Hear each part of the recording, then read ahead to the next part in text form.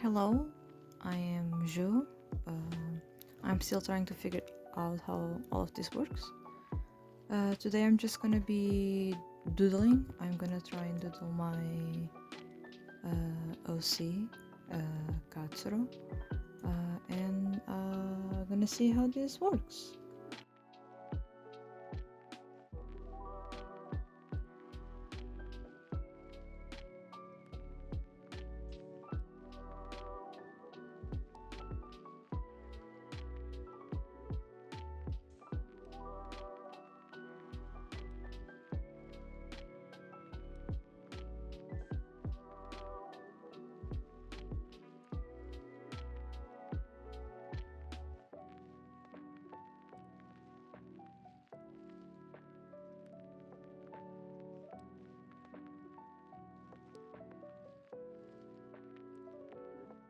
Okay, so far I've done a little warm-up.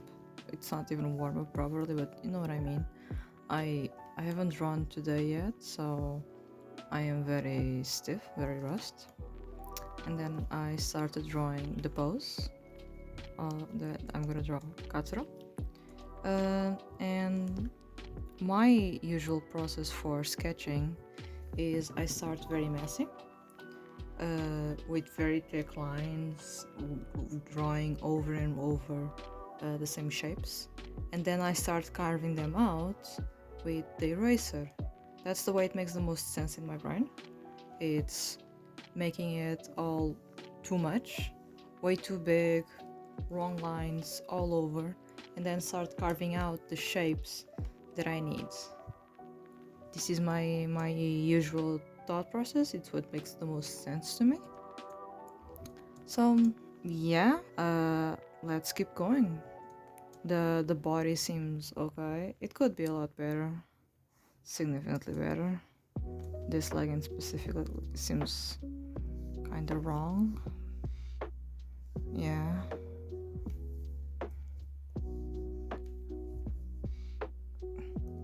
But we can work around it and fix it with more carving, more erasing, and we will get it there. Or if anything, just delete the whole thing and just try it again. When in doubt, just redraw it. There we go. The leg is a lot better. I'm not trying to be too hyper focus on the anatomy right now, because again I'm trying to warm up. Don't do as I do. Actually properly warm up with actual proper references and whatnot, because I'm taking it easy and I'm just trying to relax. I'm just drawing it from my mind, just see where my wrists takes me. So yeah, let's keep going.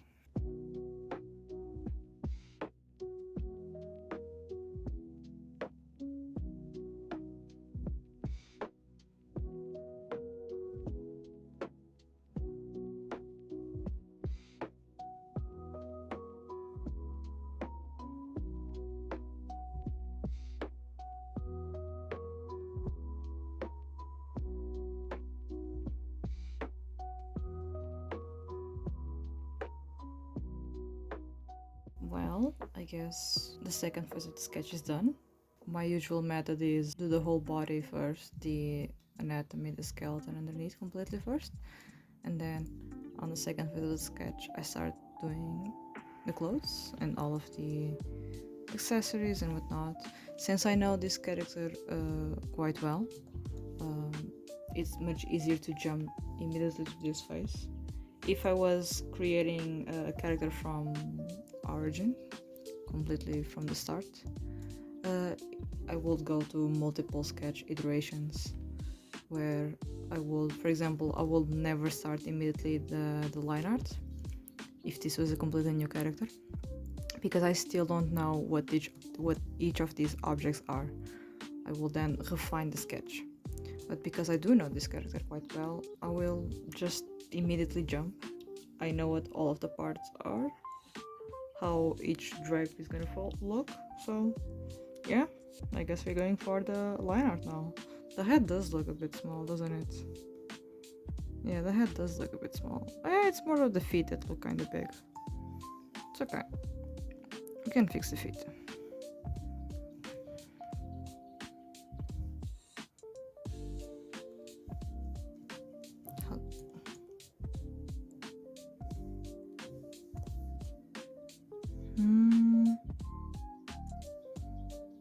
Does look okay. Yeah, it does look okay. Don't we love modern day convenience? Being able to resize each and every single thing.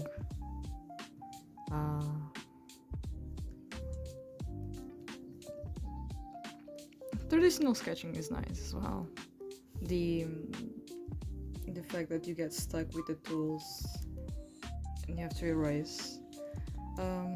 That's curiously the biggest difference with me with normal day sketching, traditional sketching. It's that when I'm traditionally sketching, I tend to not erase. I tend to just immediately jump into pen sketching immediately. I don't enjoy eraser shavings and whatnot. So starting with jumping to digitally, it's kind of interesting because on digital I tend to be a lot more of a perfectionist. I tend to erase over and over again, being very scared of all of the shapes. But traditionally, no, I just go full ham. And I don't even care about whether or not it looks good. I jump fully into it. Oh god, I'm not gonna have a fun time doing the line art, huh? Well, let's see where this is gonna take us. And take us it did. Well, this process was definitely messier than what I usually do. I tend to do the line art very zoomed in, and we can do with all of the lines very detailed. But I didn't want to do with this one. I wanted to see how I could draw the proper line arts without zooming in all that much. That way I could still keep the same line variation and weight, as well as not being too focused on the details. Because I'm trying to not be as perfectionist, I'm trying not to be so stuck in the actual line art process. Because the line art process is the process that takes me the longest, because I want all of the lines to be perfect, but I'm trying to be looser with them. And this is an example for it. This is me experimenting not to be less afraid of the lines.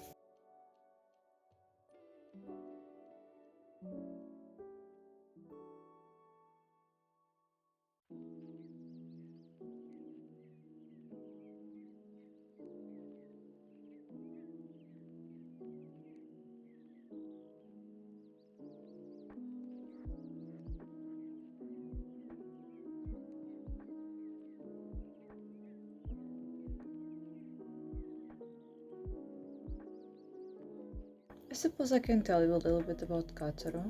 Katsuro is an OC that I created for a project, a school university project. He is meant to be inspired by the qilins of Japanese mythology, beings that warn people of disaster. I wanted him to be of a dragon mix, because I love dragon hybrids. I love the horns, I love the tails.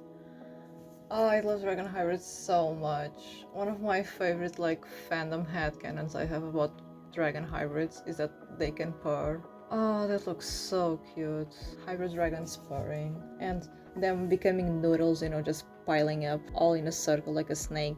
Ah, that looks so cute. But no, Katsuro wouldn't do this. Katsuro is a bringer of... he's not a bringer of catastrophes. He warns people of catastrophes. He is an immortal being that wakes up he's always hibernating, but he wakes up whenever there's a disaster incoming, a war or something. He's a bit like Absol, you know, the Pokemon? Yeah, he's meant to be like that. Kato himself, is a very apathetic guy. In the beginning, he was very bright-eyed, a kid, young man, if you will, very energetic and motivated to help people from disasters, you know?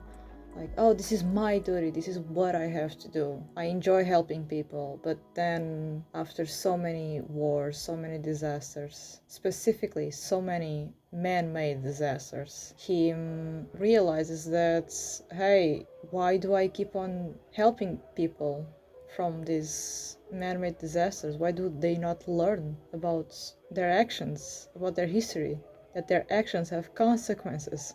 Why do they not learn that? And he just gets tired of helping over and over again with no visible changes in humanity. So he kind of just gives up. He disappears. He always wakes up whenever there's a disaster. It's part of his biology or whatever it is. I haven't figured it out. But he doesn't help. He's just tired. He's exhausted. He doesn't have much will to work because it doesn't matter how much he tries to help, it never changes, the results are always the same. So he was a very bright-eyed kid, and then he just starts giving up. He starts to fall into a depression hole, as one does. And I haven't figured out all of the story plot points, but I'm having him have a little redemption arc. Not that obviously depression can be cured or whatever, but that he can learn to recognize that the world isn't all evil. Yes, there are evil people, there are evil actions, evil situations, but the world isn't always like that, so you cannot give up on hope. Yes, there's a large portion of society that does bad things, but there's also a portion that does good things and tries to help as much as they can.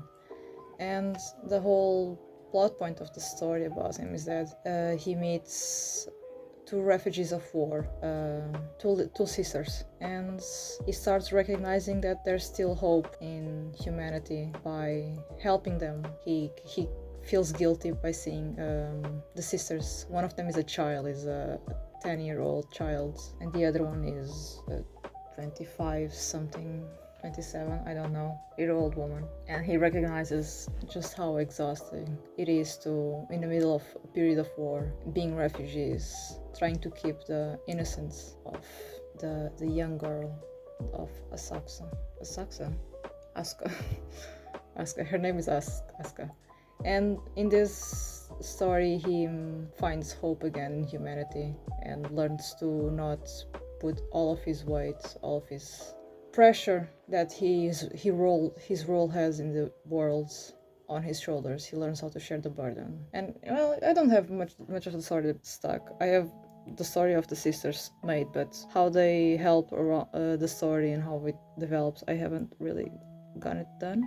But it's a story about found family and learning how to grow, as people do, you know. It's a story about growth, a story about learning to share the burden, that we aren't all alone. Yeah, that's his story. I really like him. I really like his design. I think it's really fun. There are things that I do want to change. Like, I want to give him some tattoos, but in the future maybe.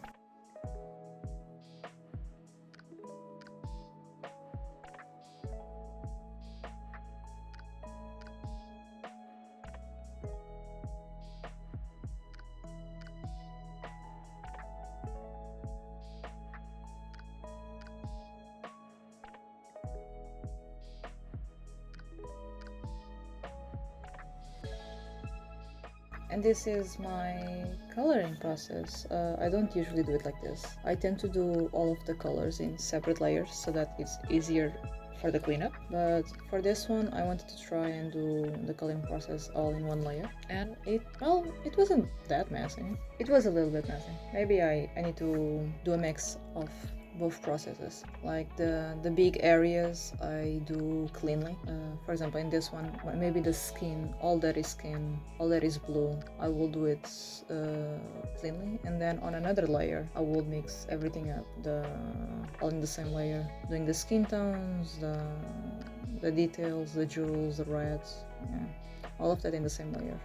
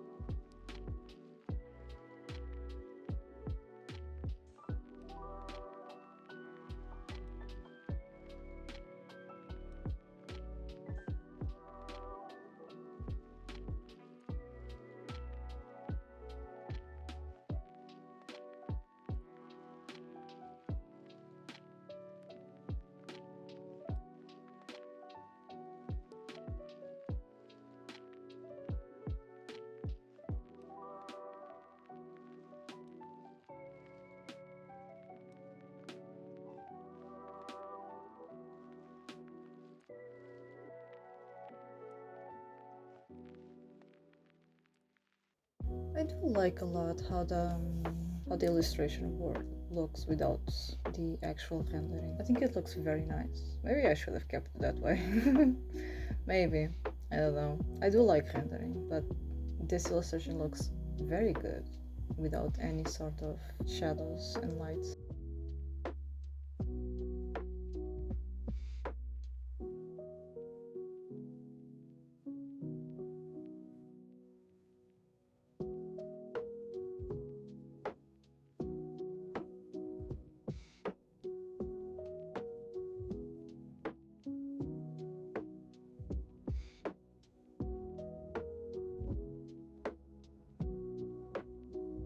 And here is the rendering process. I don't do this type of rendering very often. I usually do this one when I don't have any preparation for the illustration, because usually what I tend to do is I do a grayscale sketch, thumbnails, and then I render the image in grayscale and values, and only then I do apply the colors with overlays and gradient maps. I'm still trying to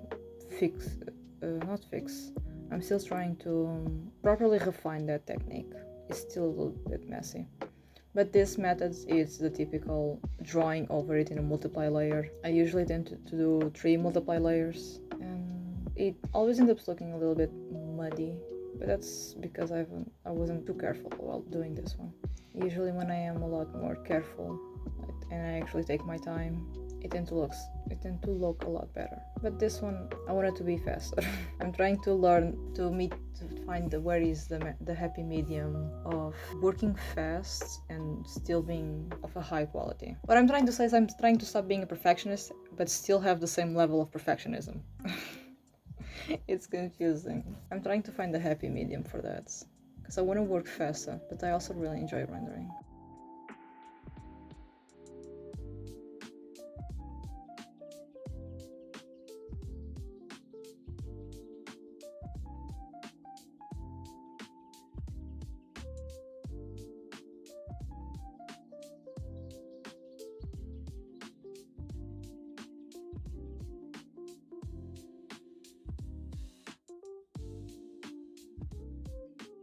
what I did to try and stop the colors being too muddy, I selected the warm colored parts. Anything that's a warm color, I selected all of the multiply layers in those sections and painted red, and I painted blue all of the sections that are cold colors.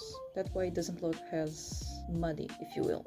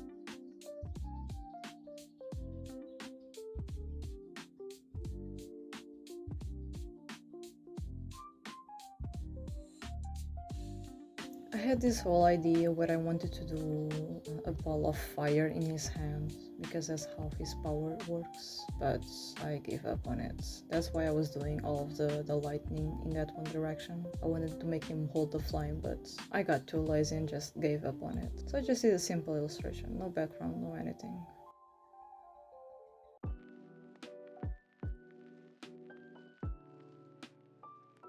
Well, yeah, this is the end result.